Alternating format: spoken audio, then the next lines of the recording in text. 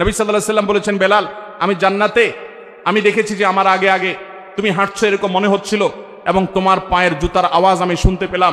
বেলাল, আমাকে বলো তুমি কি আমল করো?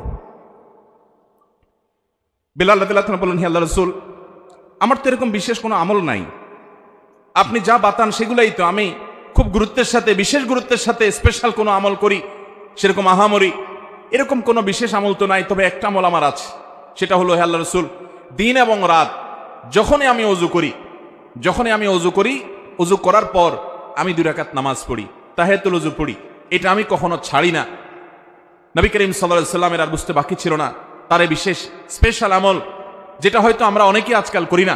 বিশেষ করে আমাদের সমাজ থেকে তাহিয়াতুল ওযু নামাজ বিলুপ্ত হয়ে গেছে, এই সুন্নাত আজ হারিয়ে গেছে। আমরা ওযু করার পর 2 রাকাত নামাজ পড়ার বেশিরভাগ মানুষ অভ্যস্ত না। তাহিয়াতুল ওযু তো পরের কথা, তাহিয়াতুল মসজিদও আমাদের সমাজ থেকে হারিয়ে গেছে। মানুষ মসজিদে চলে যায়, ধাপ করে বসে যায়, অথচ নবী সাল্লাল্লাহু আলাইহি ওয়াসাল্লাম বলেছেন, ইদা দাখালা আহাদুকুমুল মাসজিদা, তোমাদের কেউ যদি মসজিদে প্রবেশ করে, ফালা ইয়াজলিস হাত্তা ইউসাল্লি রাকাতাইন, তাহলে সে মসজিদে ঢুকে যেন 2 রাকাত নামাজ পড়া ছাড়া না বসে। নবী করিম সাল্লাল্লাহু আলাইহি ওয়াসাল্লাম এত গুরুত্ব দিতেন। এক ব্যক্তি এসে বসে গেছে, তিনি তাকে বলেছেন, তুমি কি 2 রাকাত নামাজ পড়েছো?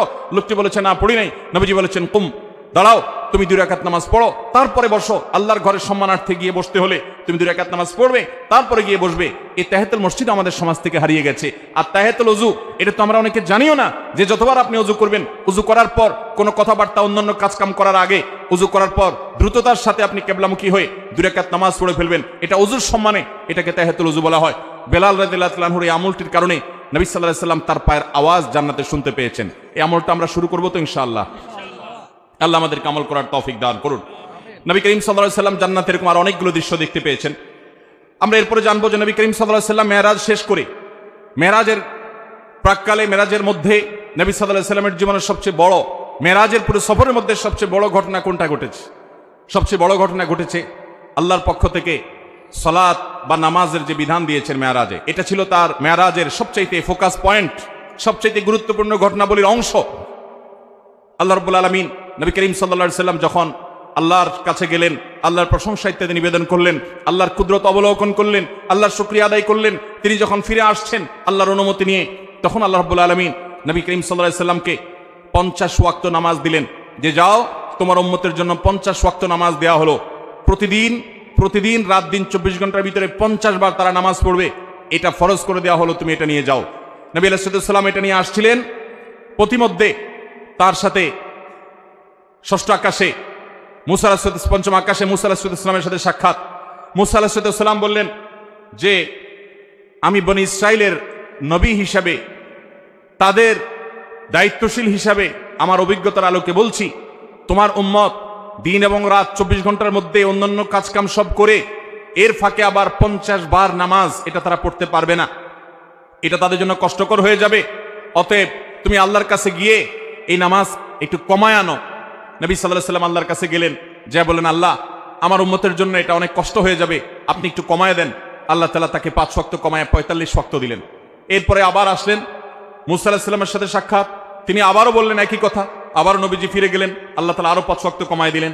এভাবে কমাইতে কমাইতে 9 বার আসা যাওয়া হলো এবং 5 9 45 ওয়াক্ত নামাজ কমানো হলো, থেকে গেল 5 ওয়াক্ত।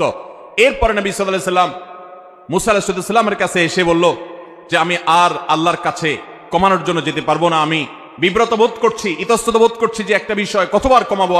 5 ওয়াক্ত আল্লাহ তাআলা নির্ধারণ করে আমাদের প্রিয় নবী সাল্লাল্লাহু আলাইহি ওয়াসাল্লামকে বলে দিয়েছেন, যাও মুহাম্মদ তোমার উম্মতকে জানিয়ে দাও, তারা যদি 5 ওয়াক্ত নামাজকে ঠিকঠাক মতো সময় মতো হক আদায় করে, সুন্দর করে আদায় করে, তো আল্লাহ রাব্বুল আলামিন তাদেরকে 50 ওয়াক্ত পড়লে যে পরিমাণ তারা সওয়াব পেত, আল্লাহ বলেছেন যে সেই পরিমাণ সওয়াব তাদেরকে আমি 5 ওয়াক্তের মাধ্যমে দেব। 5 ওয়াক্ত নামাজকে হক আদায় করে করবো তো ইনশাআল্লাহ। ওয়াক্ত মতে ইহতিমামের সাথে, ধীরস্থিরতার সাথে, সৌন্দর্যের সাথে, মনোযোগের সাথে, আল্লাহর স্মরণের সাথে নিয়ে আল্লাহ রাব্বুল আলামিনকে স্মরণ করবার জন্য আকিমিস সালাত লিযিকরি, আমরা মহব্বতের সাথে, খুশুখুজুর সাথে মৃত্যুর আগ পর্যন্ত 5 ওয়াক্ত নামাজকে আঁকড়ে ধরবো তো ইনশাআল্লাহ। ভাইরা আমার, নবী করিম সাল্লাল্লাহু আলাইহি ওয়াসাল্লামকে আল্লাহ রাব্বুল আলামিন মেরাজে ডেকে নিয়ে একান্ত কাছে নিয়ে এই 5 ওয়াক্ত নামাজ দিলেন।